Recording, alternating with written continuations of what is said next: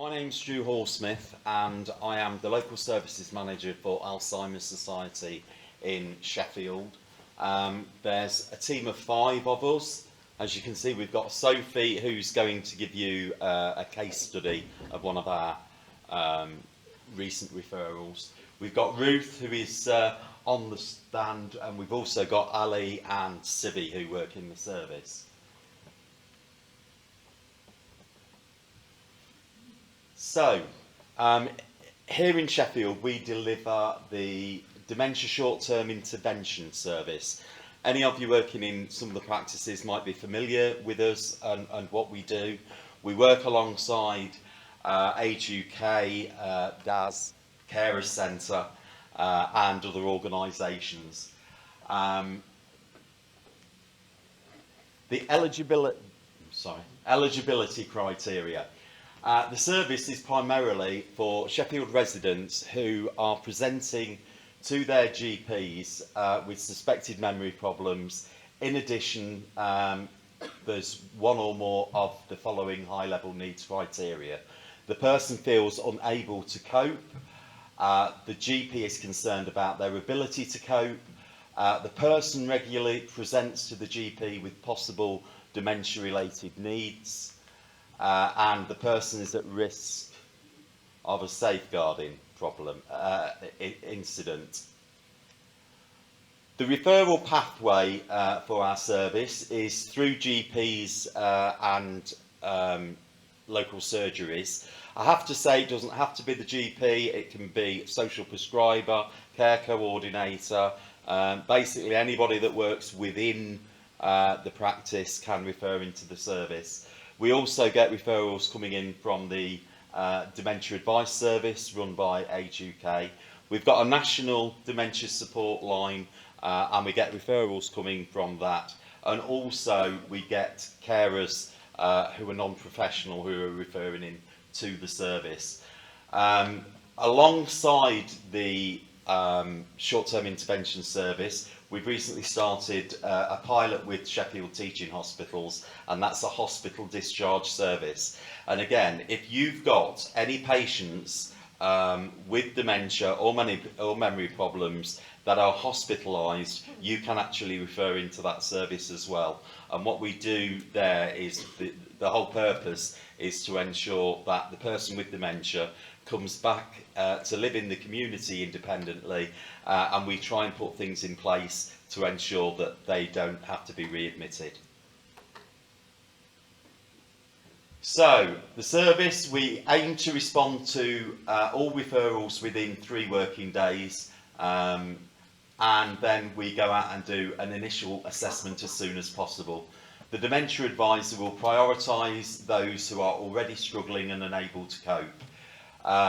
A reablement support plan of up to 6 weeks is put in place as quickly as possible with the consent of the person receiving the service, or where that person no longer has capacity, it can be a legal proxy or informal proxies in best interest. So again, perhaps a husband, wife, family member in those cases. The support plan includes the provision of information, emotional and practical support, onward referrals and signposted. Once the situation is stabilised, the service will reconnect people to supporting their local communities, including the People Keeping Well community dementia provision. People can be referred into the service as things change, and very often they do change. So, you know, there is no problem with them being referred back in, and that can be once, twice, 3 times. We're very much a person-centred service, so, you know, it comes down to the needs of the service user. So, I've gone through some of this, but I'll touch on the bits that I've not mentioned yet. We ensure that any safeguarding or emergency care needs are addressed. You know, that has to be a priority. When we do the assessment, we find that there is a safeguarding issue, then we act on that straight away.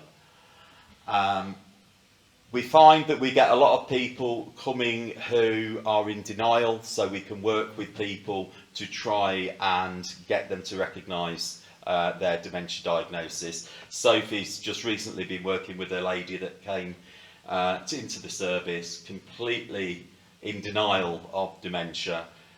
She went for a walk with the lady each week for 6 weeks, and towards the end of the 6 weeks the lady said, "I've got a problem, haven't I?" You know, so, and again, that wouldn't work for everybody, but it just goes to show that what we try to do is provide a tailored service to the individual. We get referrals referrals coming to us with people whose might have behavioural changes, that might have become aggressive, or you know they're going out on their own, walking. They might need trackers. It might be they need care assessments. It might be the carer needs a carer's assessment. Again, we will support the person all the way through that.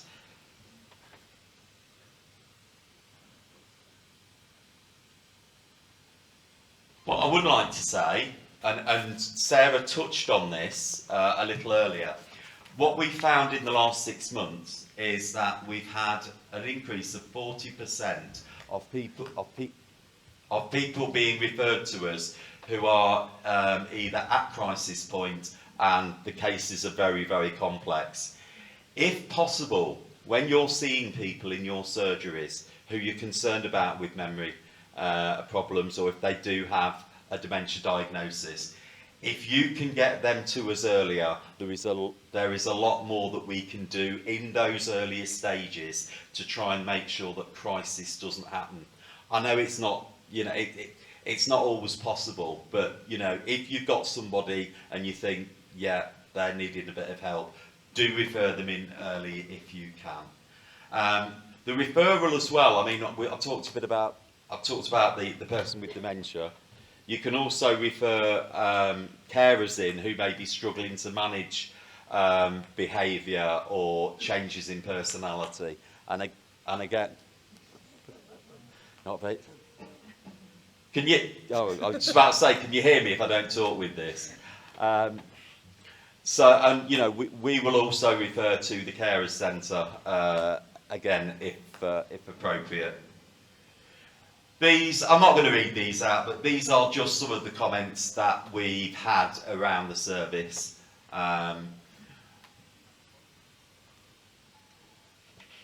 If you want to refer into the service, referral can be made via our referral form. We've got the referral email, which is dementiaconnect.referrals@NHS. Is that better? Oh.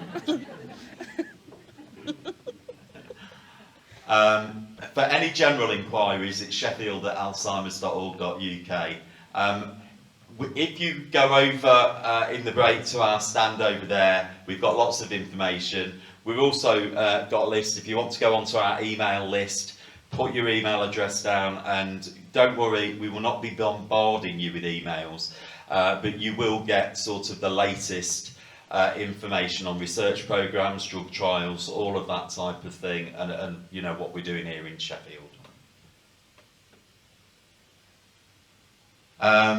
This quote came from our commissioner, who is sat in the first row. The ICB has continued the funding for this service because of the tangible impact it has made during the first grant funded period for the service, offering one-to-one support to people living with dementia who are starting to struggle with their situation and present at primary care or other contact points. And we're very grateful for your support, Liz. I think we were going to do, all right, no, I'll take that one off. So I'm going to hand over to Sophie. That's all the theory behind it, but I guess what you'd really like to know are the sorts of things that we can do. So I'm going to hand over to Sophie, who will talk to you about one of their case studies. Cracking, thanks, Drew. Just sit down. Okay. You don't need that. Thank you. I'll try and do this as quickly as possible and be quite succinct, but this is one of the cases that I've had this year, just to give an idea of the sort of things that we put into support.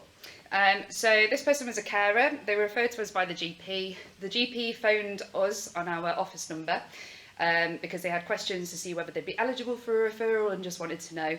It was very clear very quickly that they would be eligible for our service, and I told them to submit the referral form. But also I took the referral over the phone as it was quite urgent. So they referred to us after seeing this person, who was a carer of a person with dementia. They stated it's difficult to talk to them on the phone as the spouse becomes verbally aggressive with them. So it would be best to call the daughter first to process the referral.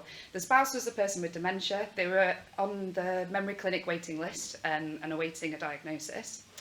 The person had deteriorated, become verbally aggressive and controlling towards the carer. And the daughter reported that there may have also been some sexual inappropriate behaviour with the carer. The carer and the person with dementia live together, they're married, they have children who are adults, and they live locally to support them. So first thing that I did was obviously the phone call with the GP. What sort of things could the GP put in place? Was there community mental health involved, both with the person with dementia and also the carer? Was there support in place there? I then submitted a safeguarding to our internal service due to the verbal aggression and reports of the sexual inappropriate behaviour, and then they referred urgently to the adult social care. I met with the person with dementia and the carer at their home for a full assessment, and I also took the person with dementia onto our service, so I supported both of them. I spoke to them individually, and I also visited them over 6 weeks. I met with them with just myself, but I also met with them with a colleague as well to make sure that I could have one-to-one conversations with both of them, obviously with the reports of the sexual inappropriate behaviour. I had a lot of discussions with the carer around that, trying to get to the bottom of it, and also liaise with the social worker as well. I gave support and advice around dementia, behavioural changes, managing aggressive behaviour, sex and intimacy, and making the home dementia-friendly, and safety measures. I kept in contact with the GP and also the social services support worker, and I spoke to the memory clinic to request an urgent appointment, which then happened during the time of my support. They also then got a diagnosis of Alzheimer's during that time of support. The referral was then made to the Dementia Advice Service and the local People Keeping Well service. A referral was made to the Carer Centre for carer support. I also made a referral to our digital lasting power of attorney service, which is free. The only thing that you have to pay for is the certificate itself. So it's a great service to use. There was also a referral made to DWP for support making a claim for attendance allowance, and a referral made for a home safety check with South Yorkshire Fire and Rescue. And obviously that liaising with the social worker throughout. And then eventually the CMHT referral came through, was liaising with the CMHT, just making sure everyone was on the same page about what was going on in the home, how we could keep that person safe, and moving on. So in terms of the impact and outcomes, improving knowledge and understanding living with dementia. When I first visited the family, they didn't know much about dementia, to be honest. I met them both at their home weekly to give them information, but also support them and make sure they were safe. The carer was able to keep themselves safe with the advice given, and they also fully understood the progression stages of dementia and what that might look like. When I first stepped into that home, they had no idea that this behaviour was dementia related. Obviously, I'm not a clinician, I'm a dementia advisor. However, they weren't aware that these aggressive behaviours could have been from the dementia. They just thought it was to do with memory. So it was really important to talk them through what kind of symptoms can come from dementia. It's not just that you're losing your memory. And by the end of it, obviously you had a diagnosis, but they'd had that sort of talk and understanding to set them up for when they went through the diagnosis, they understood what that was and what it was going to look like. I'm just trying to think what else. They now have the support from adult social care, community mental health team and the Carers Centre, and they found this helpful not to manage alone. We managed them out of the crisis point, and the feedback that I had was that the carer themselves said that they found the service extremely helpful as they were struggling to cope before our intervention, and they found it hard at first but knew that it was the right thing to let people help. And the daughter thanked us for the service because it changed their lives. They now have an open dialogue with the carer and are able to support them better. And they said they did not know much about dementia or what the symptoms were because of this, but now they understand and thanked us so much for helping them. So ultimately, it's sort of what is the big problem here? What is the thing? Are they safe? Are they well? Making sure that people are safe and okay, and then putting things in place. So by the end of the 6 weeks, they have coping strategies, they have a bigger understanding of what's happening in their lives, and they're referred to the right services so that hopefully they won't be referred back into us, or in a crisis situation that involves like the police or an ambulance service. So hopefully that's given you a big overview of what we do, yeah? I know I tried to be succinct and I'm very fast at speaking, so if you didn't pick that up, I'm really sorry. And I'm sure you probably recognise people that you've treated or looked after, and you see elements of that where you're like, oh, okay, I can see that in this case. So if you can refer to us, please refer to us. We're happy to help. And if you're unsure, you can call our number. You can talk to one of us. We also have a national line. But with our service, if you're unsure about referral, just give us a ring. We're happy to talk. We'll get back to you. Leave a voicemail, and we'll try and get back to you in the next few days. But yeah, hopefully that was all right. Yeah. Cool. Thank you. Whoever's next.